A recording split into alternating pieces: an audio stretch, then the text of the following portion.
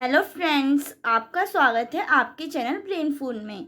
इस वीडियो में हम जो बीए नाम के जो स्टूडेंट हैं सेकंड सेमेस्टर के, जिनका पॉलिटिकल साइंस का इंडियाज़ फॉरेन पॉलिसी भारत की विदेशी नीति जो आपकी बुक है उसके यूनिट फर्स्ट के में डिस्कस करने वाले हैं। तो इस वीडियो में हम जानेंगे कि जो भारत की विदेशी नीति है वो क्या है, भारतीय की जो विदेशी नीति के उद्देश्य क्या थे और उनके जो निर्धारित तत्व और उनके उद्देश्य व सिद्धांतों के बारे में हम इस वीडियो के अंदर जानेंगे।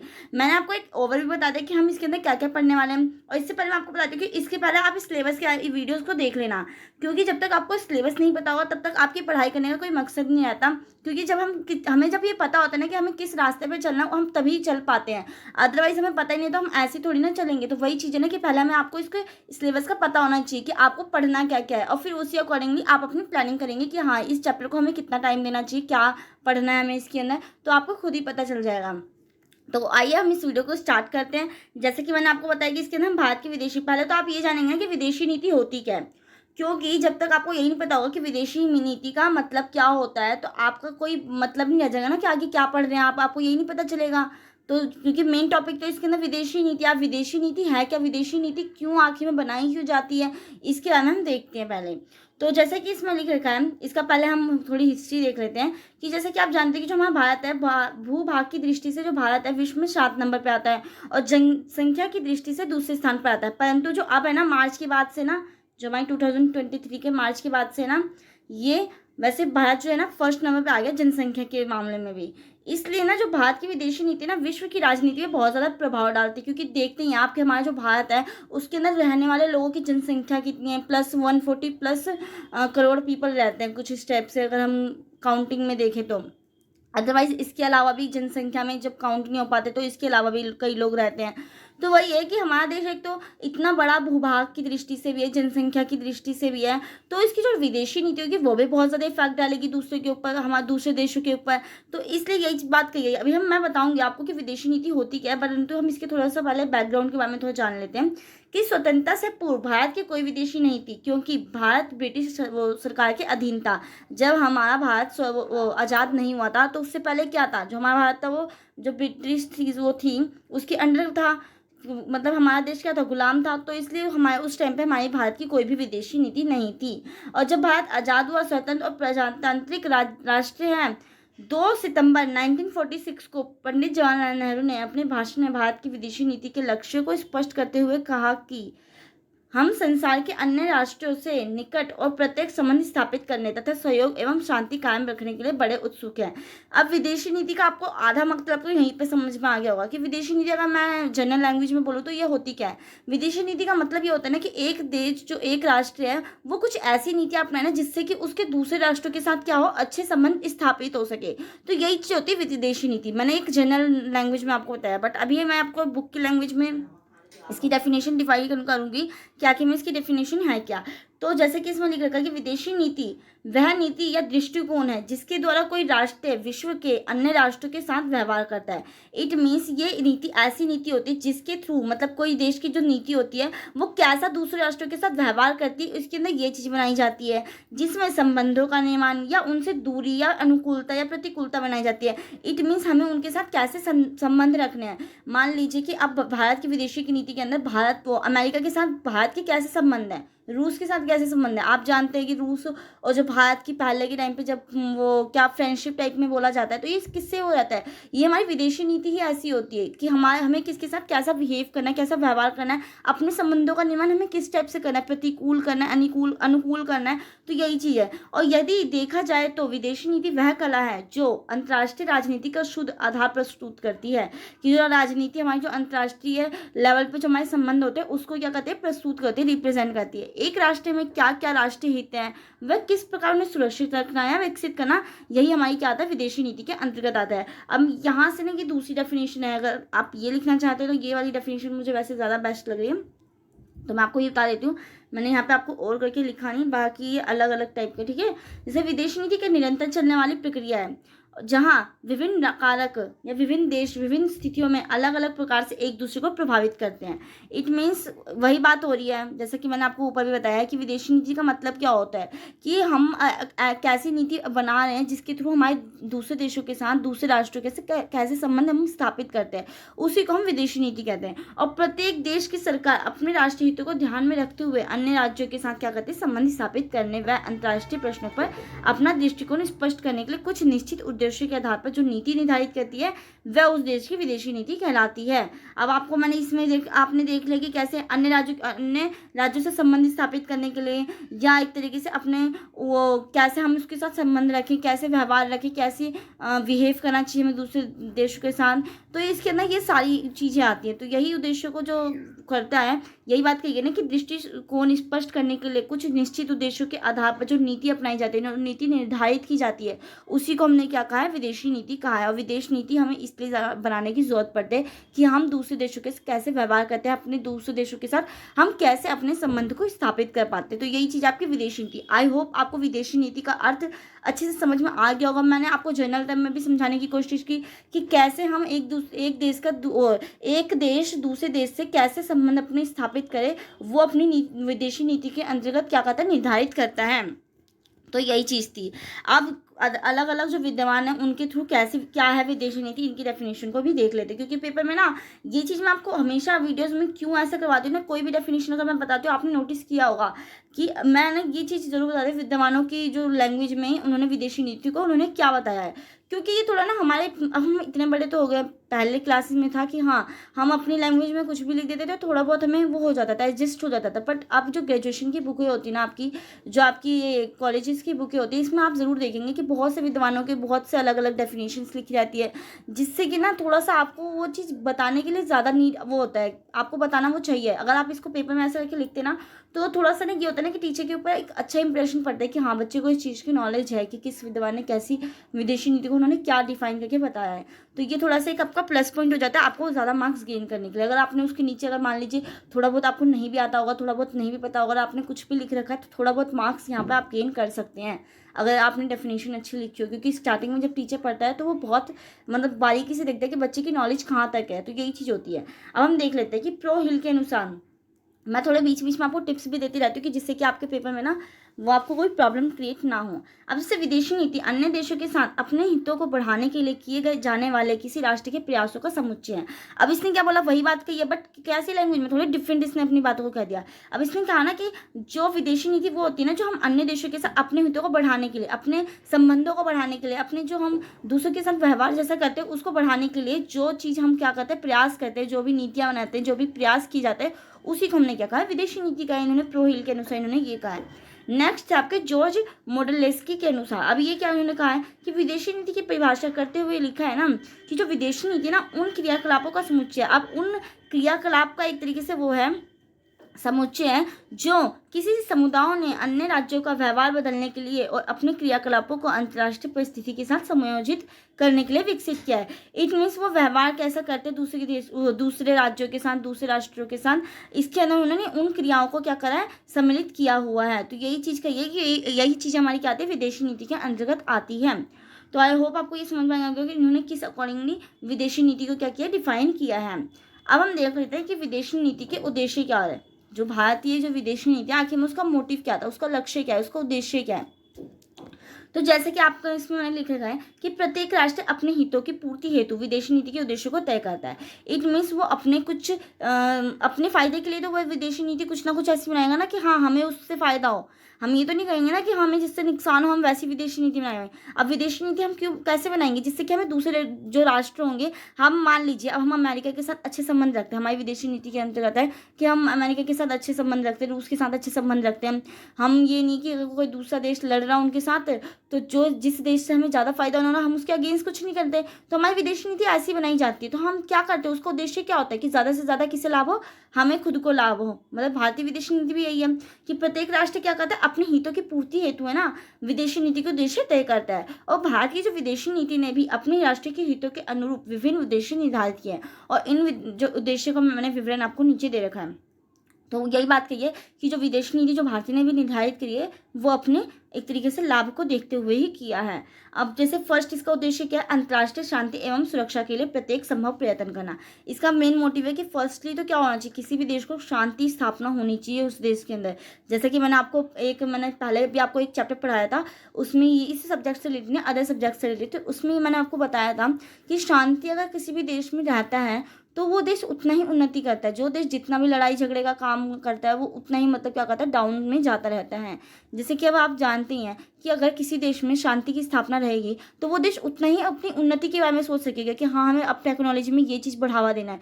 बट अगर जिस देश में लड़ाई झगड़ा होता रहेगा तो वो सिर्फ ओनली लड़ाई के मकसद से ही वो कुछ भी करेगा, मतलब लड़ाई के लिए उपकरण बनाएगा, लड़ाई में ही उसका ध्यान रहेगा। ऐसा नहीं होगा कि वो फिर अपनी जो लोगों की ज़रूरत है उनको पूरा कर सके। वो सिर्फ लड़ाई की जो चीज़ें होंगी, जैसा कि आपने देख रखा है अगर किसी देश को नॉर्मल जब सिचुएशन रहती है तो उस टाइम क्या होता है, ज़्यादा से ज़्यादा इकोनॉमिक्स में आपने पढ़ रखा होगा कि उस टाइम पे ज़्यादा से ज़्यादा क्या होता है, हमारे जो फूड प्रोडक्ट होते हैं उनका ज़्यादा प्रोडक्शन किया जाता है। परंतु जैसे ही किसी देश में लड़ाई की स्थिति आ जाती है तो उस टाइम पे फूड प्रोडक्ट को ना ज़्यादा प्रोडक्शन करके उस टाइम पे क्या प्रोडक्शन किया जाता है, किस चीज़ों का, जो अस्त्र जो होते हैं, परमाणु बम, इन चीज़ों का वो किया जाता है। तो इससे क्या होगा, जो देश होगा वो उतना ही गड्ढे में तो जाएगा ना। तो इसलिए कहते हैं ना कि इसका उद्देश्य क्या है, जो भारत की विदेशी नीति का, हमारी भारतीय विदेशी नीति का उद्देश्य क्या है, अंतर्राष्ट्रीय शांति होनी चाहिए, मतलब इंटरनेशनल लेवल पर शांति और सुरक्षा के लिए प्रत्येक संभव प्रयास करता है। नेक्स्ट है अंतर्राष्ट्रीय विवादों को मध्यस्थता द्वारा निपटाए जाने की नीति को प्रोत्साहन देना, कि जो मतलब विवाद हैं उनको क्या क्या मीडिएटर के थ्रू क्या किया जाए, सॉल्व कर दिया जाए। ऐसा ना हो कि लड़ाई झगड़े करने पड़े, बातचीत से ही क्या हो जाए वो हल निकल जाए। नेक्स्ट है सभी राज्यों एवं राष्ट्रों के बीच परस्पर सम्मानपूर्ण संबंध बनाए रखना, कि सबके आपस में बीच में कैसा संबंध होना चाहिए, रिस्पेक्टेबल मतलब होना चाहिए, बिहेव करना चाहिए कोई भी एक राष्ट्र दूसरे राष्ट्र के साथ। तो इस टाइप के संबंध को स्थापित करना इसका एक मुख्य उद्देश्य है भारत की विदेशी नीति का। फोर्थ है कि अंतर्राष्ट्रीय कानूनों के प्रति और विभिन्न राष्ट्रों के पारस्परिक संबंधों में संधियों के पालन के प्रति आस्था बनाए रखना चाहिए। फिफ्थ है कि सैनिक गुटबंदियों और सैनिक समझौतों से अपने आप को पृथक रखना और तथा ऐसे गुटबंदियों को प्रोत्साहन ना देना। इट मीन्स जैसे कि आपने शीत युद्ध के बारे में अगर पढ़ रखा होगा तो याद होगा आपको कि शीत युद्ध के टाइम पे जो भारत था उसने कौन सी नीति अपनाई थी, गुट निरपेक्षता की नीति अपनाई थी। इसमें क्या किया था ना, भारत ने ना तो अमेरिका की साइड था और ना ही रूस की साइड था।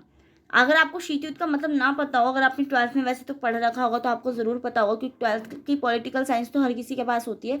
तो अगर आपने आर्ट्स के स्टूडेंट रहे होंगे तो आपने ज़रूर पढ़ रखा होगा कि जो शीत युद्ध था वो अमेरिका और रूस के बीच में हुआ था। ओके, तो भारत ने इस टाइम पे क्या किया था, अब वो भारत को तो ये था ना कि अगर वो रूस की साइड जाता तभी भी उसको नुकसान होता, और जब अगर वो रूस की साइड ना जाकर अमेरिका की साइड जाता तभी भी उसको नुकसान होता। तो भारत ने गुट निरपेक्षता मतलब मीडिएटर का वर्क किया था। वो किसी की साइड नहीं गया था, उसने एक अलग गुट बना लिया था अपना। वो किसी के देश में शामिल ना होकर, उसकी फाइट में ना शामिल होकर उसने एक अपना अलग से बना लिया था। तो क्यों किया था कि जिससे कि वो क्या ना कर सके, ये जो मामले हैं, जो ये दंगे हो रहे हैं, इसके बीच में वो ना फंस सके और अपने एक तरीके से दोनों गुटों से दूर रहे और अपना एक तरीके से अपने राष्ट्र के विकास की ओर प्रोत्साहन दे सकेगा। तो यही चीज़ करी गई थी। नेक्स्ट इसका उद्देश्य है भारत की विदेशी नीति का कि उपनिवेशवाद का कठोर विरोध करना, चाहे वह किसी भी रूप में हो। जो उपनिवेशवाद होता है उसका एक तरीके से बहुत ज़्यादा स्ट्रिक्टली वो करना, मना करना। अब उपनिवेशवाद क्या होता है कि किसी भी एक देश का दूसरे देश के ऊपर जो दबदबा होता है उसी को हमने उपनिवेशवाद कहा है। जैसे कि हमारा मतलब कि आपने देखा था कि पहले हम वो जो भारत था उसके ऊपर क्या था, एक तरीके से ब्रिटेन का ही तो राज्य था ना। तो इसी टाइप से आप उपनिवेशवाद को भी लेकर चल सकते हैं। 7 पॉइंट है, तो ये यही चाहता है ना कि इसका किसी भी रूप में क्या करना, विरोध करना। विदेशी नीति का हमारी एक ये भी उद्देश्य है कि जो उपनिवेशवाद है इसका कठोर से विरोध करना, चाहे वह किसी भी रूप में हो, चाहे वो किसी भी वो उसमें क्यों ना हो। 7 पॉइंट है सभी प्रकार की साम्राज्यवादी भावना का विरोध करना। जो भी साम्राज्यवादी भावना होती है उसको एक तरीके से वो ज़्यादा ये नहीं कि वो हो एक साइड होकर किसी भी चीज़ को वो करना है, बीच में मीडिएटर बनकर क्या करना है, एक तरीके से किसी भी देश में ना शामिल होना, लड़ना नहीं, झगड़ना नहीं चाहिए। ऐसा इसका विदेशी नीति का उद्देश्य था। 8 पॉइंट है उन देशों के जनता की सक्रिय सहायता करना जो उपनिवेशवाद जातिवाद और साम्राज्यवाद से पीड़ित हो। अब इसका एक ये भी उद्देश्य है कि उसकी हेल्प करना, जो कि उपनिवेशवाद, इट मीन्स कि जिसका किसी देश के ऊपर क्या हो, दबदबा हो, किसी देश ने उसके ऊपर क्या कर रखा हो, हमला कर रखा हो या उसको गुलाम बना रखा हो, तो इसका ये उद्देश्य है कि उन देशों की क्या करना, हेल्प करना। या तो फिर जातिवाद हो, जातिवाद मतलब इसके अंदर ज़्यादा से ज़्यादा क्या हो, जाति को लेकर भेदभाव किया जाता हो, तो इस टाइप से उनकी हेल्प करना उन देशों की, इसका एक ये भी उद्देश्य है। तो अब आपने देख लिया कि जो भारत की विदेश नीति है, इसका क्या क्या मेन मोटिव है, उसकी क्या क्या लक्ष्य हैं, उद्देश्य हैं। अब हम देखते हैं भारत की विदेशी नीति के निर्धारक तत्व। अब विदेश नीति के निर्धारक तत्व क्या होते हैं, इट मीन्स जो विदेश नीति हमारी जब बनाई जा रही थी, तो उसको बनाने के लिए जो जो चीज़ को हमने निर्धारक माना था, निर्धारण करने के लिए अपनी विदेशी नीति का निर्धारण करने के लिए जो जो तत्व का हमने ध्यान में रखकर अपनी विदेशी नीति अपनाई थी, उन तत्वों की हम बात करते हैं। निर्धारक तत्व यही चीज़ कही जाती है। कई बच्चे तो इसी में कंफ्यूज होता है कि निर्धारक तत्व होते क्या है। तो निर्धारक तत्व वही होते हैं जब हम अपनी विदेशी नीति बना रहे थे, तो उस टाइम पे हमने क्या क्या चीज़ें अपनी नोटिस करी थी और उसी को बेस पे हमने क्या बनाई थी, अपनी विदेशी नीति को बनाया था। तो उन्हीं तत्वों को हमने क्या कहा है, उन्हीं फैक्टर्स को हमने क्या कहा है, निर्धारक तत्व कहा है। अब जैसे कि इसमें लिख रखा है कि विदेशी नीति के निर्धारक तत्वों में उन तत्वों को सम्मिलित किया गया है ना, जो विदेशी नीति की योजना बनाने में सहायक सिद्ध हुए हैं। अब आपने देख लिया, इतनी मैंने इसलिए बहुत ज़्यादा माइनर सी डेफिनेशन लिख के आपको बहुत अच्छे से समझाने की कोशिश की है, क्योंकि कई बच्चे तो पेपर में यही सीधे डायरेक्ट क्वेश्चन आया था कि भारत की विदेशी नीति के निर्धारक तत्व बताइए, तो बच्चे ज़्यादा इसी में कंफ्यूज रहते हैं कि निर्धारक तत्व होते क्या है। बट अगर वो इसका मतलब जान जाए ना, तो ईजिली बता सकते हैं। अब भारत की अगर विदेशी नीति अपनाई जाएगी तो क्या किस चीज़ पे बेस पे बनाई जाएगी। अब अगर आप ऐसे इंडिविजुअल अगर अभी नहीं भी पढ़ रखना आपने, तो भी आप अपना इस तरीके से माइंड चला सकते हैं कि एक तो हमारी जनसंख्या को देखा जाएगा, हमारी जो वो है, हमारा जो भौगोलिक स्थिति है उसको देखी जाएगी, या हमारी जो सैनिक शक्ति है हमारे देश के अंदर वो देखा जाएगा, लोगों का हित देखा जाएगा। उसी के बेस पे तो हम अपनी विदेशी नीति बनाएंगे ना, कि लोगों को उसका में फ़ायदा हो भी रहा है कि नहीं हो रहा, तो हम ये चीज़ करके बनाएंगे ना, ये चीज़ हमारी निर्धारण रखी जाएगी ना, कि इसी बेस पे हम क्या करेंगे, अपनी विदेशी नीति को बनाने की कोशिश करते हैं।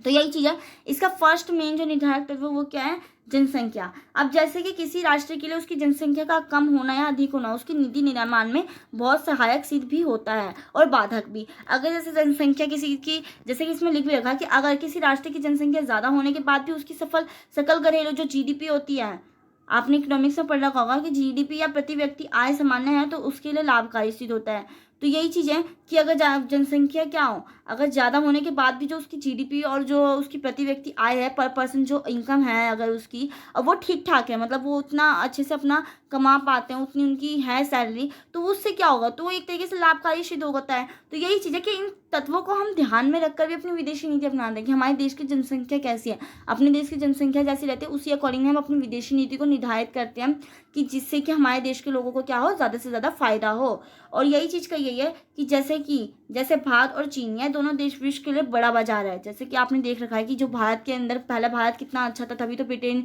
जो आया था उसने हम पे वो राज कर लिया था, क्योंकि भारत में कच्चा माल बहुत ज़्यादा मतलब प्रोडक्शन उसका होता था। तो इससे क्या होता है, वही तो बात कही गई ना, कि जो भारत और जो चीन है वो बहुत ज़्यादा एक तरीके से देखा जाए तो बाजार के मामले में, मार्केट के मामले में बहुत बड़ा है उसका बाजार। अन्य राज्य वह अपनी पूंजी निवेश करते हैं। यहाँ पे जो अलग अलग जो राष्ट्र के जो लोग वो आते हैं, कंपनियाँ, आपने भारत में भी देखा होगा कि कितनी कंपनियाँ आती हैं, बहुराष्ट्रीय कंपनियाँ। पॉलिटिकल साइंस में अगर आपने पढ़ रखा होगा तो, कि बहुराष्ट्रीय कंपनियाँ जो होती हैं वो आती हैं, लगाती हैं, तो इससे हमारे भारत के लोगों को भी फ़ायदा होता है, प्लस उन कंपनियों लोगों को भी फ़ायदा होता है, क्योंकि उनको यहाँ पे सस्ते श्रम मिल जाता है, प्लस लोगों की जो वो होती है, क्या कहते हैं, जो कस्टमर्स होते हैं वो मिल जाते हैं। तो इससे यही चाहिए, तो दोनों देशों के लिए लाभकारी शुद्ध होता है। और ऐसे में बड़े बाजार वाले देशों की विदेशी नीति अत्यधिक सफल होती है, कि जितना बड़ा बाजार होगा, जितनी जनसंख्या बड़ी होगी, तो वो उतना ही आपके साथ ज़्यादा संबंध स्थापित करने की कोशिश करेगा। मान लीजिए कि जैसे भारत और चीन में, जैसे इसमें एग्जांपल भी दे रखा है कि भारत में बहुत से लोग हैं, बहुत बड़ी जनसंख्या है, तो जो चीन है वो ज़्यादा हमारे देश में इन्वॉल्वमेंट दिखाने की क्यों कोशिश करता है, हमारे देश में वो ज़्यादा से ज़्यादा अपने प्रोडक्ट को क्यों बेचने की जो कोशिश करता है, क्योंकि हमारे देश की जनसंख्या ज़्यादा है। और जब जनसंख्या ज़्यादा है तो लोग भी यहाँ पे ज़्यादा से ज़्यादा उस सामान को खरीदेंगे, तो उससे क्या होगा, उनकी कंपनियों को फ़ायदा होता है। तो इस कारण से यही बात कही गई ना, कि अगर जिस देश की जितना बड़ी जनसंख्या होती है, उस देश की जो विदेशी नीति है उतनी ही अधिक क्या होती है, सफल होती है, क्योंकि उसके साथ अगर हम अच्छे संबंध जोड़ते हैं तो हमें फ़ायदा होगा। तो यही चीज़ बात कही गई है। नेक्स्ट है भूमिगत क्षेत्र। अब कैसे ये निर्धारक तत्व है, कि इसने कैसे ये विदेशी नीति को प्रभावित करता है एक तरीके से। जो भूमि का क्षेत्र किसी भी देश की जो भौगोलिक स्थिति उसकी मजबूती प्रदान करने का कार्य होता है। अब आप जैसे जानते हैं जो हमारी भौगोलिक स्थिति वो कैसी है कि जो भारत है, आपने देख रखा है, मेरे को भारत बनाना नहीं आता, मैं ऐसी ड्राइंग कर रही हूँ, ओके। तो जैसे भारत है, आपने देख रखा है, इधर वो चीन से मिलता है, इधर वो पाकिस्तान अफगानिस्तान से मिलता है, नीचे वो श्रीलंका से मिलता है, और मतलब इधर म्यांमार से भी मिलता है। तो मतलब ये क्या है, ये इससे क्या होता है, देख रहे हैं आपकी कि जो भारत कितना मतलब बड़ा हो है, तो उसके कारण जो इसकी विदेशी नीति होगी वो किस स्टेप से बनाई जाएगी, जिससे कि उसके क्या हो, इसके साथ जो भी विदेशी नीति अपनाई जाएगी तो वो आपस में जो आसपास के जो राष्ट्र होते हैं उनके साथ अच्छे संबंध स्थापित करने के लिए बनाई जाएगी, वैसी नीति अपनाई जाएगी। तो यही इसमें दे रखा है ना एग्जाम्पल में, जैसे रूस है। अब इसने बोला था कि जो भौगोलिक स्थिति को क्या करते हैं, उसको मजबूती देने का कार्य करते हैं। जो रूस है का सबसे अधिक भौगोलिक क्षेत्र वाला देश है, जैसे कि आप देखते हैं कि जो रशिया है वो बहुत ज़्यादा बड़ा है, और इसके भौगोलिक क्षेत्र का जो विस्तार है वो इतना किलोमीटर है स्क्वायर है। हम सभी जानते हैं कि विश्व में अमेरिका के बाद रूस का नाम सबसे शक्तिशाली देशों में किया जाता है। तभी तो शीत युद्ध भी हुआ था, क्योंकि जो रूस था वो अपने आप को क्या करना चाह रहा था, ज़्यादा पावरफुल दिखाना चाह रहा था अपने आप को। एक तरीके से वो अमेरिका को जैसे हम सबसे शक्तिशाली कहते हैं, तो वो बोलता था कि हमारा जो देश भी है वो भी शक्तिशाली है, तभी वो शीत युद्ध कुछ इस टाइप का हुआ था। अभी मैंने शॉर्ट में आपको बता दिया। तो वही चीज़ है ना कि क्या था कि अमेरिका के बाद जो रूस है वो सबसे ज़्यादा शक्तिशाली देशों में, और भौगोलिक क्षेत्र मजबूत होना उस राष्ट्र की विदेशी नीति के क्रियान्वयन में उसकी सहायता करता है। जिस देश का जनसंख्या अच्छी होगी, जिस देश की भौगोलिक स्थिति अच्छी होगी, उस देश की जो विदेशी नीति होगी वो भी एक तरीके से बहुत ज़्यादा उसको मजबूती प्रदान करती है, क्योंकि उसको एक तरीके से उस देश उन देशों के साथ बहुत से देश क्या करेंगे, अपने संबंध स्थापित करने की कोशिश करेंगे, जिससे कि उस देश को ज़्यादा फायदा होता है। तो यही चीज़ें हैं इसके अंदर। नेक्स्ट आपका नेतृत्व की लोकप्रियता। अब इसमें क्या है, अब ये निर्धारक तत्व में कैसे आता है भारत की विदेशी नीति के अंतर्गत, तो किसी भी राष्ट्र की लोकप्रियता उसके विशाल जनमत का निर्माण करती है। अब कोई भी जितना देश फेमस होगा उतनी ही क्या होगा, एक तरीके से वो जनसंख्या जनमत का निर्माण करेगी, और ऐसे नेता से सभी राष्ट्र प्राय अच्छे संबंध रखने का प्रयास करेंगे। अब जैसे मोदी है, इस टाइम पे बहुत ज़्यादा चर्चा में हुआ है, उसके साथ हर कोई अपने क्या करना चाहता है, अच्छे संबंध स्थापित करना चाहता है, जिससे कि उनको फायदा हो। अब जैसे श्रीलंका है, अगर हमारे साथ विदेशी नीति अपनाता है, वो करता है, संबंध स्थापित करता है, तो श्रीलंका को बहुत ज़्यादा फायदा होने वाला है, क्योंकि श्रीलंका, मान लीजिए श्रीलंका, और मैं एग्जाम्पल आपको दे रही, ज़रूरी नहीं है कि उसको फ़ायदा ही हो, है ना। मैं बात एक आपको कह रही हूँ कि एक छोटा राष्ट्र है, जो छोटा देश है, वो बड़े राष्ट्र के सामने संबंध को स्थापित करेगा। जिस देश के नेता की बहुत ज़्यादा लोकप्रियता है, तो उससे क्या होगा, उसको ही फायदा होगा, क्योंकि उसको हर चीज़ क्या होगा, एक तरीके से वो प्रोवाइड हो जाएगी, क्योंकि ऐसे में साथ साथ उनकी भी लोकप्रियता में विस्तार आता है। अगर हमारे आपने देख रखा, अगर मैं जनरल टर्म में आपको एग्जाम्पल देने की कोशिश करूँ इसका, कि मान लीजिए कोई फेमस पर्सन है, वो बहुत ज़्यादा फेमस है, बट आप जो हैं कुछ फेमस नहीं है, आप मतलब इतने ज़्यादा फेमस कुछ भी नहीं है, आपको कोई नहीं जानता, बट अगर आपके साथ, अगर आपका संबंध एक फेमस पर्सन के साथ होगा, तो आप कभी ना कभी एक तरीके से आपकी भी तो लोकप्रियता बढ़ी जाएगी ना, कभी ना कभी। तो यही चीज़ इसके अंदर भी बोली गई है कि क्योंकि ऐसे में ना साथ उनकी भी क्या होती है, लोकप्रियता बढ़ जाती है। तो यही चीज़ है कि जिन राष्ट्रों के नेतृत्वकर्ता काफ़ी लोकप्रिय होते हैं, ऐसे नेताओं का जो विश्वास जनमत बहुत अत्यधिक होता है, और ऐसा नेता अपने विचारों या अपनी रणनीतियों से विश्व को प्रभावित भी करता है। वो अपनी नीतियों को थोप पाता है दूसरों के ऊपर, मतलब बोल पाता है एक तरीके से।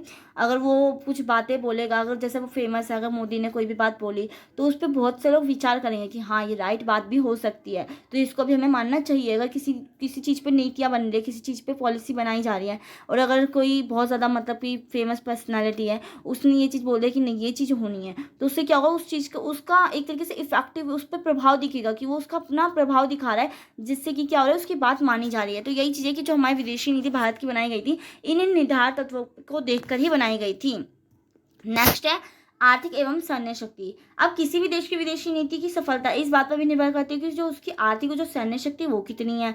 अर्थात जो देश जितना विकसित होता है, उसकी नीति व उसके आदेश का पालन भी सभी भली भांति से करते हैं। जैसे कि मैंने आपको बताया भी अभी कि अगर आप मान लीजिए कि बहुत ज़्यादा फेमस है, तो अगर आप कोई नॉर्मल डिसीजन, किसी भी चीज़ में अगर अपने डिसीजन बताते हैं, तो आपके डिसीजन को ज़्यादा प्रायोरिटी दी जाएगी कंपेरिजन टू जो अदर पर्सन होगा, जो क्या नहीं है, कुछ भी फेमस नहीं है, ना ही उसकी कुछ भी वैल्यू है मार्केट के अंदर। तो वही चीज़ है कि क्या होता है, उसकी नीति का क्या होगा, अधिक से अधिक क्या कहा जाएगा, एक तरीके से माना जाएगा। उदाहरण के लिए जैसे अमेरिका ही है, अब अमेरिका क्या है, सबसे ज़्यादा शक्तिशाली। अगर अमेरिका किसी भी चीज़ पर, नीतियों पर अपने विचारों को व्यक्त करता है तो उसकी जो विचार होंगे उसको ज़्यादा एक तरीके से वो माना जाएगा, इफेक्टिव माना जाएगा। तो यही चीज़ है कि जैसे कि विश्व का सबसे शक्तिशाली विकसित देश के रूप में देखा जाता है, अतः अत्यधिक राष्ट्र उसके निर्णयों का पालन भी करते हैं, क्योंकि अगर वो कुछ भी निर्णय लेगा तो उसका बहुत से लोग पालन करेंगे, क्योंकि वो सबसे ज़्यादा शक्तिशाली है। तो जब सबसे ज़्यादा शक्तिशाली है तो किसी न किसी कारणों से तो होगा ना, क्योंकि उसने अच्छी नीतियाँ अपनाई होंगी। तो इसलिए लोग सोचते हैं ना कि अगर नहीं वो अच्छा पर्सन है तो इट मीन्स उसने कुछ ना कुछ तो किया होगा, तभी तो।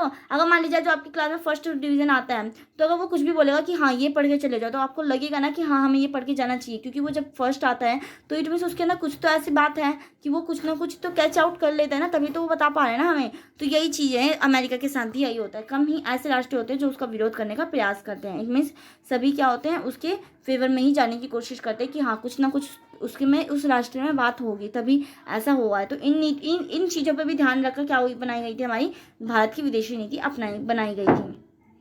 नेक्स्ट है विदेशी नीति के निर्माणकर्ता। अब क्या है, अब विदेशी नीति के निर्माणकर्ता कैसे, इट मीन्स विदेशी नीति जिसने बनाई है वो कैसे हैं, कैसे लोग हैं, उस किसने बनाई है, उस पर भी बहुत ज़्यादा इफेक्ट पड़ता है हमारी विदेशी नीति का। अब जैसे इसमें लिखे भी रखा, मैं आपको पढ़ के बता देती हूँ पहले कि विदेशी नीति की सफलता असफलता इस बात पर भी निर्भर करती ना कि उस नीति का निर्माण किन व्यक्तियों द्वारा किया गया। अर्थात जितने बुद्धिजीवी व्यक्तियों द्वारा व अनुभवी व्यक्तियों द्वारा नीति का निर्माण किया जाएगा, उतना ही उसकी सफलता की मात्रा में वृद्धि का अनुमान बढ़ जाता है।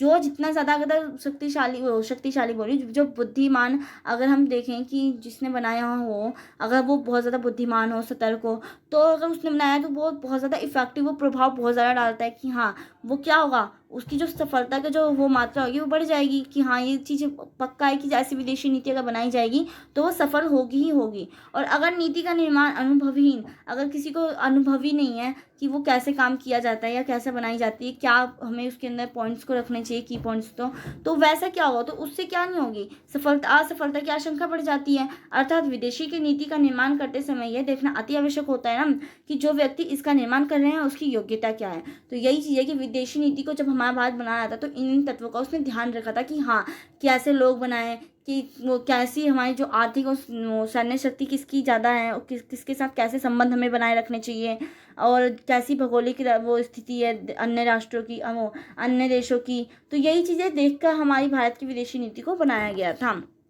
नेक्स्ट पॉइंट है औद्योगिक, तकनीकी एवं वैज्ञानिक स्तर। किसी राष्ट्र का आर्थिक विकास तभी होता है जब उस राष्ट्र की औद्योगिक व तकनीकी वैज्ञानिक उच्च स्तर का कोटि होता है। मतलब कि उसकी जितनी भी, अगर उस देश की ज़्यादा से ज़्यादा अच्छी टेक्नोलॉजी होती है, उस देश का उतना ही जल्दी क्या होता है, विकास होता है। और हम उसी चीज़ को हम क्या कहते हैं, अगर मान लीजिए आपने अपने देश अपने संबंध जो है ऐसे लोगों के साथ बना रखे हैं जिसको किसी चीज़ की नॉलेज ही नहीं है। अब मैं आपको एक जनरल टर्म में आपको बताने की कोशिश करती हूँ कि इसमें कहना क्या जा रहा है, कि मान लीजिए कि आप ऐसे दोस्तों के साथ फ्रेंडशिप करते हैं जिसको, मतलब कि अगर आप प्रिपरेशन कर रहे हैं किसी भी गवर्नमेंट एग्जाम की, तो अगर आपके संबंध ऐसे व्यक्तियों के साथ हैं जिनको उस चीज़ का एक्सपीरियंस ही नहीं है, किसी चीज़ को उस चीज़ की नॉलेज ही नहीं है, जिसको इस चीज़ में इंटरेस्ट ही नहीं है, तो क्या आपको उन देशों के साथ संबंध बनाने में फ़ायदा होगा, नहीं होगा ना। तो वैसे ही इसमें भी बात कही गई है कि जिस देश की जितनी ज़्यादा अच्छी टेक्नोलॉजी होती है तो उसकी जो विदेशी नीति होती है वो भी उतनी ही ज़्यादा अच्छी होती है, उस देश की उतनी ही हमारी जो विदेशी नीति होगी उतनी ही ज़्यादा अच्छी होगी। तो यही चीज़ है कि जो देश तीनों रूपों में मजबूत होते हैं तो ऐसे देशों से अन्य देशों को प्राय सहायता मांगने में विवश होना ही पड़ता है, जिसके बदले वह अपनी विदेशी क्रियान्वयन क्या कर पाते हैं, भली भांति कर पाते हैं, कि वो अपनी विदेशी नीति को क्या कर पाते हैं, एक तरीके से उसका क्रियान्वयन कर पाते हैं। तो यही चीज़ कही गई है। तो आई होप आपको ये चीज़ें समझ में आ रही होंगी जो चीज़ मैं बताना चाह रही हूँ आपका। अब जो प्राकृतिक संसाधन, अब प्राकृतिक संसाधन भी बहुत ज़्यादा वो दिखाते हैं, भारत की विदेशी नीति को प्रभावित करते हैं, वो निर्धारक तत्व इसका रही हैं। अब कैसे, क्योंकि जैसे कि आप जानते हैं जिस देश की जितनी ज़्यादा नेचुरल रिसोर्सेज मतलब ज़्यादा होंगे, अब आपने देखा होगा कोयले की खदानें होती हैं, हीरे की खान होती हैं, तो ये सब क्या है, अगर जिस देश के प्राकृतिक जो संसाधन होते हैं वो जितने अच्छे होंगे उस देश की विदेशी नीति भी उतनी अच्छी होगी। मतलब कि जिस राष्ट्र के पास प्राकृतिक कृपा जितनी अधिक होती है, जिस देश के पास प्राकृतिक संसाधन जितने अधिक होते हैं, उन देशों के पास प्राकृतिक संसाधनों का भंडार होता है उतना ही अधिक होता है। और प्राकृतिक संसाधनों में कोयला हो गया, खनिज, सोने, चांदी, पेट्रोल आदि चीज़ें सम्मिलित होती है, जैसे कि आपको मैंने बता भी दिया कि प्राकृतिक संसाधन होते क्या हैं, और जिन देशों के पास इन सभी चीज़ों की जितनी अधिक मात्रा होती है वह आर्थिक रूप से काफ़ी ज़्यादा क्या होता है, मजबूत होता है। और ऐसे देशों से कब सभी देश क्या करना चाहते हैं, मित्रता करना चाहते हैं। तो भारत की भी जो विदेशी नीति का जो निर्धारण किया गया था वो इन्हीं निर्धारित तत्वों के आधार पर किया गया था। उदाहरण के लिए जैसे आप UAE हो गया, सऊदी अरब हो गया, जिसके पास तेल का भंडार है, उसकी आर्थिक स्थिति देख हम उसकी शक्ति का अंदाजा लगा सकते हैं। तो यही चीज़ है कि हम उसके साथ कैसे संबंध रखना चाहिए, अच्छे संबंध रखने चाहिए। उसके साथ जो हमारी विदेशी नीति होगी वो कैसे होगी, अच्छी होगी। तो ये चीज़ें मायने में रखकर ही जो भारत की विदेशी नीति है उसका निर्माण किया गया था। तो आई होप आपको ये चीज़ें समझ में आ गई होंगी। नेक्स्ट है राष्ट्रीय हित। अब राष्ट्रीय हित को भी यही चीज़ देख कर किया गया था कि मतलब विदेशी नीति में राष्ट्रीय हित सबसे महत्वपूर्ण होता है। कि जब देश को, अगर हम उसी के साथ तो अपनी विदेशी नीति कायम रखना चाहेंगे ना, जिस देश में क्या हो रहा है, कुछ ना कुछ फायदा हो रहा हो, तो वही चीज़ कही गई है ना कि जिससे हमें क्या हो रहा है, राष्ट्रीय हित हो रहा है और राष्ट्रीय हित मिल रहा हो हमें, उससे हमें क्या हो रहा है, कुछ फायदा हो रहा है, तो हम उसके साथ क्या करना चाहेंगे। प्रत्येक देश अपने देश को शक्तिशाली बनाने के लिए प्रयास करता है और उसके राष्ट्रीय स्वार्थ सुरक्षित रह पाए। यह हित हमेशा एक से नहीं रहते, समय समय पर यह आवश्यकता अनुसार परिवर्तित होते रहते हैं। इट मीन्स हम अपने राष्ट्रीय हितों को भी देखकर क्या करते हैं, अपनी विदेशी नीति का निर्धारण करते हैं। तो यही चीज़ है। अब मैंने ये सब चीज़ें आपको ऊपर बता दी है, बट मैंने शॉर्ट्स में आपको लिख दिए हैं। भौगोलिक तत्व, रासायनिक तत्व हो गए, या राष्ट्र की प्रतिष्ठा और जो वो होते हैं आदर्श होते हैं, वो भी एक तरीके से निर्धारण तत्व में आ जाता है। क्योंकि कैसा एक देश की जो प्रतिष्ठा है वो कैसी है, वो मतलब एक तरीके से, अब जैसे कि रूस हो गया या अमेरिका हो गया, उसकी प्रतिष्ठा कैसी है, अमेरिका की प्रतिष्ठा कैसी है, अगर वो कोई भी नीति अपना बनाएगा तो उसको हर कोई मानने के लिए वो राजी रहता है। तो यही चीज़ें मैंने ये बस शॉर्ट में ना आपको मैंने बहुत लिख रखा है कि जैसे कि आपको थोड़ा सा अगर पढ़ना हो तो आप इसको पढ़ सके, इसलिए मैं आपको थोड़ा कर करके दिखा दे रही हूँ कि आपको कोई प्रॉब्लम ना हो, आप इसको पढ़ लेना। वही चीज़ें जो मैंने आपको ऊपर बताई हैं, सेम वही चीज़ें मैंने आपको नीचे भी ये लिख कर दे रखी हैं।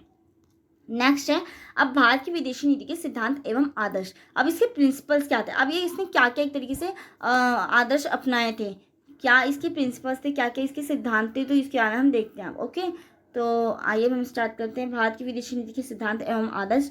अब इसने क्या कहा था, भारत की विदेशी नीति क्या कैसी थी, तटस्थ थी, असंलग्नता थी। तटस्थ मतलब कि जैसे कि आपने देखा था कि जब शीत युद्ध हुआ था तो उस टाइम पे जो वो था भारत था, वो तटस्थ नीति उसने अपनाई थी। मतलब वो ये नहीं था कि वो अमेरिका की साइड हो गया था या फिर रूस की साइड हो गया था, ऐसा उसने नहीं किया था। वो एक तरीके से क्या होता है, स्टेबल था। वो उसने तटस्थता अपनाई थी कि ना तो वो इस देश की ज़्यादा हेल्प करेगा और ना ही वो किसी इस देश की हेल्प करेगा। बस वो क्या करेगा, एक तरीके से उन दोनों की लड़ाई को सॉल्व करने की कोशिश करेगा, यही किया था इसने। तो इसी को क्या कहा है, तटस्थ की नीति का है कि भारत की जो विदेशी नीति इसने अपनाई है कि वो कैसी है, तटस्थता के ऊपर है। कि भारत का सार्वभौमिक महत्वपूर्ण सिद्धांत यह है ना कि इसने किसी भी सैनिक गुट में सम्मिलित ना होकर तटस्थ एवं असंलग्नता की नीति अपनाई है। थोड़ी प्रोनाउंसिएशन रॉन्ग हो जा रही होगी तो आप उसे नेग्लेक्ट कर देना, क्योंकि प्रोनाउंसिएशन ज़्यादा आपको क्या मैं पढ़ाना चाह रही हूँ, क्या बताना चाह रही हूँ, आपको वो समझना ज़्यादा इंपॉर्टेंट है कि तटस्थ का मतलब क्या है। क्योंकि मैंने लिख के तो आपको दे रखा है, अगर मैं इससे थोड़ी गलती हो भी जा रही है बोलते टाइम, तभी भी आप इसको कैप्चर कर लेना। ओके, तो इसने क्या किया था, वो किसी भी गुट में शामिल ना होगा, उसने क्या किया था, एक तरीके से अपने आप को इंडिविजुअली शो किया, अपने आप को इंडिविजुअल शक्ति बताई थी। लेकिन तटस्थता का ये अर्थ बिल्कुल नहीं होता कि हाँ कि भारत विश्व में घटित घटनाओं को अनदेखा करेगा। इट मीन्स ये नहीं है कि वो अकेले अपना चल रहा है, जिस रास्ते पे अकेले चले जा रहा है, ऐसा नहीं है। वो अपनी इन्वॉल्वमेंट बस दोनों को ये नहीं कि वो करने में करेगा, एक देश की साइड हो जाएगा वरना दूसरे देश की साइड हो जाएगा, ऐसा नहीं करेगा। वो ये करेगा ना कि उन दोनों को लड़ाई, उनको क्या करने की करेगा, कोशिश सॉर्ट आउट करने की कोशिश करेगा। और तटस्थता का बिल्कुल ये मतलब नहीं होता कि आप अपना इंडिविजुअली एक चले जा रहे हैं, आप अनदेखा नहीं कर सकते, आपको सबको लेकर एक तरीके से चलना पड़ता है। तो यही चीज़ें हैं तटस्थता के नियम के अंतर्गत। तो इसने यही किया था, भारत की जो विदेशी नीति का जो सिद्धांत था वो इसी के बेस पर था। नेक्स्ट आपका प्रिंसिपल्स में अंतर्राष्ट्रीय सद्भाव, सहयोग एवं मित्रता को बनाए रखना। इसका एक ये भी मोटिव था, इसका एक ये भी प्रिंसिपल था, इसका ये भी आदर्श था कि भारत की विदेशी नीति का एक आदर्श अंतर्राष्ट्रीय सद्भाव, सहयोग एवं सभी राष्ट्रों से मित्रता बनाए रखने का प्रयास करना था। ये भी चाहता था कि सबके साथ जो उसकी विदेशी नीति कैसी है, भारत की विदेशी नीति हमारी कैसी है कि सबके साथ कैसा व्यवहार करना, सहयोग का व्यवहार करना, मित्रता का व्यवहार करना, किसी के साथ भी लड़ाई झगड़े ये सब ना करना। हम जैसे आप देखते हैं कि चीन या पाकिस्तान के साथ भी हमारे कितने संबंध खराब रहते हैं, बट फिर भी हमारे अंदर क्या है, हम कैसे हम अपनी विदेशी नीति को अपनाते हुए चल रहे हैं कि उनके साथ भी हमारे कैसे संबंध रहते हैं, हम बातचीत के थ्रू ही उस लड़ाई को सॉर्ट आउट कर लेते हैं। अब चीन के साथ आए दिन कभी ना कभी मीटिंग होती रहती, कॉन्फ्रेंस चलते रहते हैं, तो ये किस वजह से चलते हैं, जिसके कारण क्या भारत कैसी विदेशी नीति को अपनाए रखता है कि वो सद्भाव रहे, अंतर्राष्ट्रीय स्तर पर सहयोग की स्थिति हमेशा कायम रहे और मित्रता बनाए रखें। तो यही चीज़ है।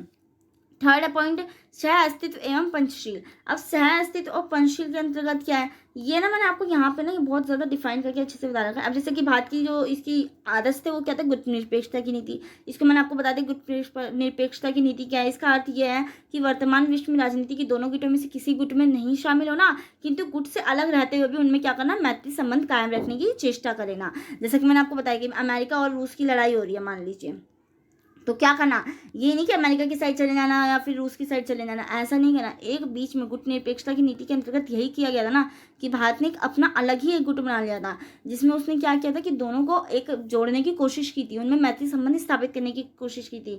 तो यही मतलब है गुटनिरपेक्षता का। तो आई होप आपको समझ चुके होंगे। इसका उद्देश्य कि किसी दूसरे गुट के साथ का निर्माण नहीं करना, दूसरे गुट का निर्माण करना नहीं, वरन दो विरोधी गुटों के बीच क्या करना, संतुलन को बनाए रखना, ये चीज़ है इसका मकसद।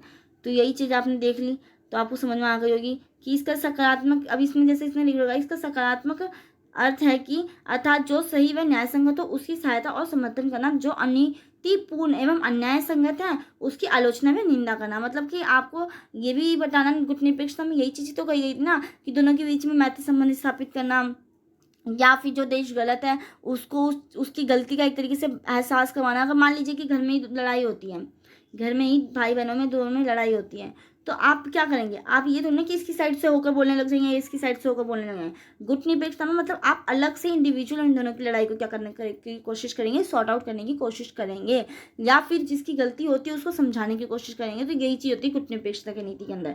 तो मैंने आपको यही चीज़ मैंने इसके अंदर बताई थी ना कि इसकी प्रिंसिपल और सिद्धांत है क्या। तो मैंने ना ये आपको बहुत नीचे अच्छे से लिख के दे रखा था, तो मैंने इसलिए आपको नीचे कर दिया। मैं बीच बीच में आपको वहाँ से कोरिलेट करने की कोशिश करती हूँ।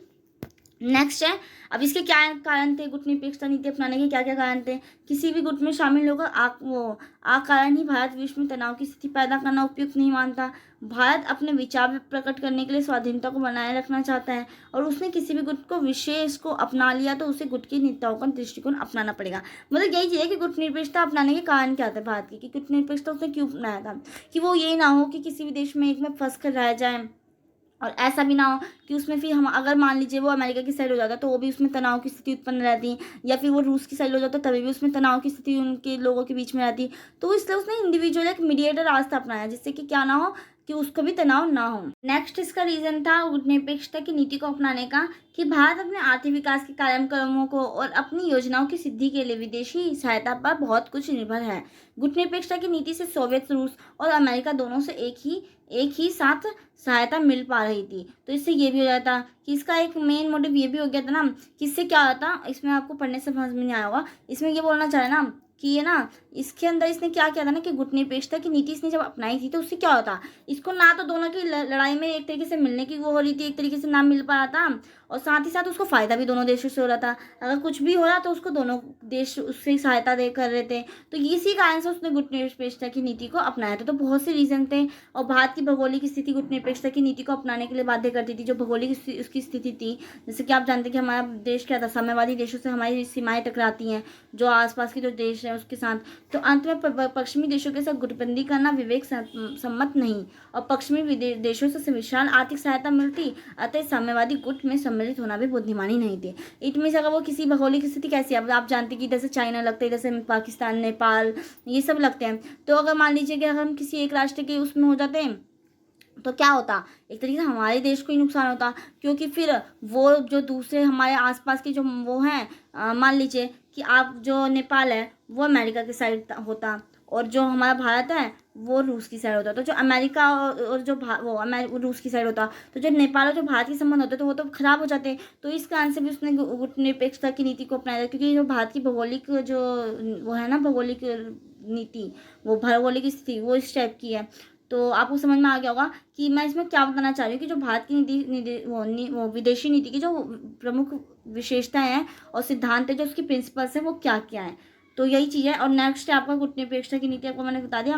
नेक्स्ट है आपका पंचशील को अपनाना। अब इसके सिद्धांत में ये भी था गुटनिरपेक्षता की नीति, वो गुटनिरपेक्षता बोल रही हूँ, उसके अंदर विदेशी नीति के अंतर्गत कि पंचशील के 5 सिद्धांत व प्रतिपादन भी भारत की शांति का घोतक है। अब इसमें के अंदर क्या था कि इसने क्या बनाया था, इसने इस सिद्धांत के अंतर्गत ये करा था ना कि एक दूसरे की अखंडता को, संप्रभुता को सम्मान करना था। कि इसके प्रिंसिपल्स क्या थे, विदेशी नीति का एक तरीके से इसके आदर्श क्या थे, इसकी विशेषता क्या थी कि ये एक दूसरे की जो अखंडता है, जो संप्रभुता है, जो उसकी खुद की संप्रभुता, जैसे आप समझ चुके होंगे संप्रभुता का मतलब क्या होता है। तो वही है कि उसका सम्मान करना एक दूसरे की, उसकी ये नहीं कि उसका उसकी अखंडता को नुकसान पहुंचाना या उसका असम्मान करना, ऐसा नहीं, उसको रिस्पेक्ट देना। एक दूसरे पे आक्रमण करना करना एक इसका ये भी वो था, आदर्श था भारत की विदेशी नीति का। एक दूसरे के आंतरिक मामलों में हस्तक्षेप ना करना, परस्पर सहयोग व लाभ को प्रोत्साहित देना, शांतिपूर्ण व सहअस्तित्व का पालन करना। तो ये ना सारे ये जो थे ना ये पॉइंट, ये सब ऊपर वाले ही पॉइंट है, ये जो मैं आपको बताई हूँ ना ये चीज़ पॉइंट है, ये वाले जो भारत की विदेशी नीति के सिद्धांत एवं आदर्श आपने देख लिया।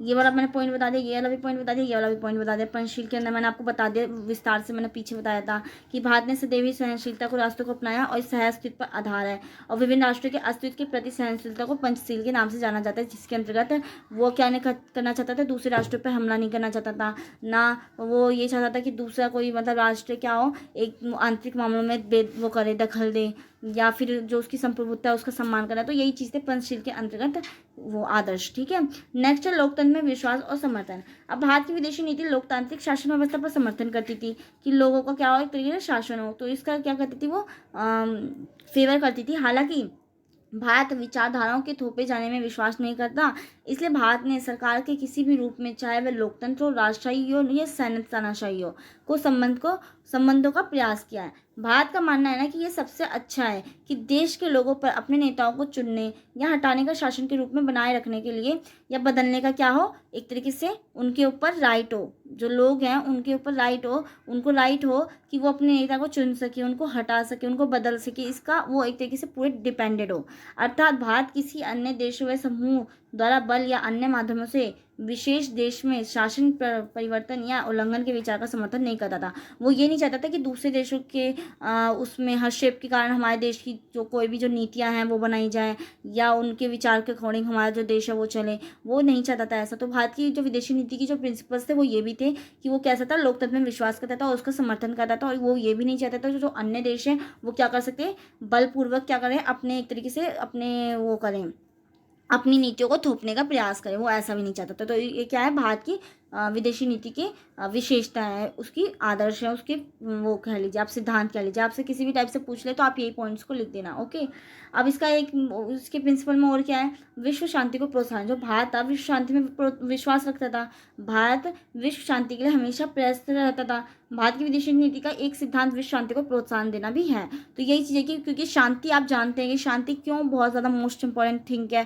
जैसे कि मैंने आपको ऊपर भी बताया था कि जिस देश में जितनी ज़्यादा शांति होती है, जो देश जितना ज़्यादा खुशहाल होता है, वो देश उतना ही ज़्यादा क्या कर रहा होता है, उन्नति की राह पर चल रहा होता है। नेक्स्ट है मैत्री एवं सह अस्तित्व की नीति। अब भारत की विदेशी नीति मैत्री एवं सह अस्तित्व पर जोर देती है। भारत की धारणा रही है कि विश्व में परस्पर विरोधी विचारधाराओं में सह अस्तित्व की भावना पैदा हो। यदि सह अस्तित्व को स्वीकार नहीं किया जाए तो आणविक शस्त्रों में समूची दुनिया का विनाश हो जाएगा।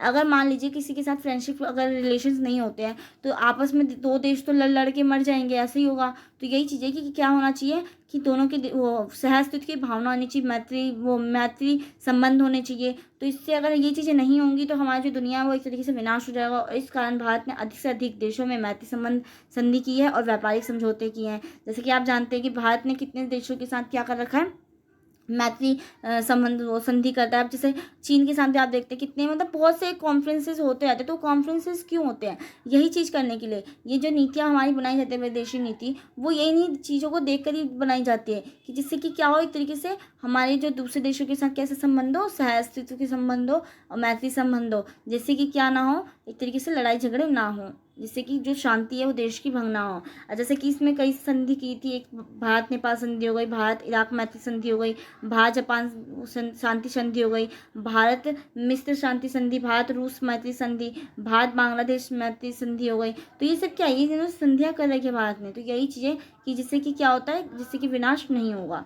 तो यही चीज़ इसके अंदर बोली गई है कि जो हमारे भारत की जो विदेशी नीति है वो इन आदर्शों पर चलकर ही बनाई गई थी और बनी थी। तो इससे ये चीज़ें हमने क्या करी थी, एक तरीके से आदर्श माना था। इसकी विशेषता हमारे भारत की विदेशी नीति की यही सब चीज़ें हैं। 7 पॉइंट आगा संयुक्त राष्ट्र में आस्था। जो संयुक्त राष्ट्र संघ है, जो यूएनओ है, वो क्या है, एक तरीके से वो शांति स्थापना करने के लिए तो आया था ना। जैसे कि आप जानते हैं कि जब हमारा प्रथम विश्व युद्ध हुआ था, तो उसके बाद लीग ऑफ नेशन की स्थापना की गई थी, कि जिससे कि क्या हो, हमारे जो विश्व में है उसमें शांति की स्थापना की जा सके। परंतु जब द्वितीय विश्व युद्ध हो गया, तो इट मीन्स द्वितीय विश्व युद्ध होने का क्या कारण था, जो दूसरा विश्व युद्ध हुआ था उसके होने का क्या कारण था, कि लीग ऑफ नेशन सही से काम नहीं कर रहा होगा, तभी तो द्वितीय विश्व युद्ध हो गया। तो इसने क्या किया ना, लीग ऑफ नेशन में ही मॉडिफिकेशन करके उसका नेम चेंज किया गया था, और उसमें बहुत सी चीज़ों का परिवर्तन करके क्या का नाम रख दिया था, संयुक्त राष्ट्र कर दिया था, जिसका क्या उद्देश्य है कि एक तरीके से शांति स्थापना करना। और तभी आज तक आपने देखा कि दूसरे विश्व युद्ध के बाद आज तक तीसरा विश्व युद्ध नहीं हो पाया। क्यों नहीं हो पाया? क्योंकि जो संयुक्त राष्ट्र संघ है वो एक तरीके से स्थापित है, वो अपना काम क्या कर रहे हैं, सही तरीके से कर रहा है। और तभी आपने देखा कि एक युद्ध भी हुआ, शीत युद्ध हुआ, मतलब कि इसमें बातचीत के माध्यम से क्या कर दिया गया था, फिर युद्ध को विराम आ गया था, वरना वो युद्ध तीसरा विश्व युद्ध हो सकता था। जो शीत युद्ध हुआ है ना, वो तीसरा विश्व युद्ध हो सकता, परंतु क्या हुआ, संयुक्त राष्ट्र संघ ने अपनी भूमिका को अच्छे से काम किया, जिसके कारण वो शीत युद्ध नहीं हो, वो शीत युद्ध जो तीसरा विश्व युद्ध नहीं बन पाया। और यही चीज़ है कि संयुक्त राष्ट्र संघ में आस्था, तो जो हमारे भारत की विदेशी नीति है वो इसके ऊपर भी लेकर चलती है। मतलब भारत संयुक्त राष्ट्र संघ की स्थापना करने वाला एक संस्थापक सदस्य है।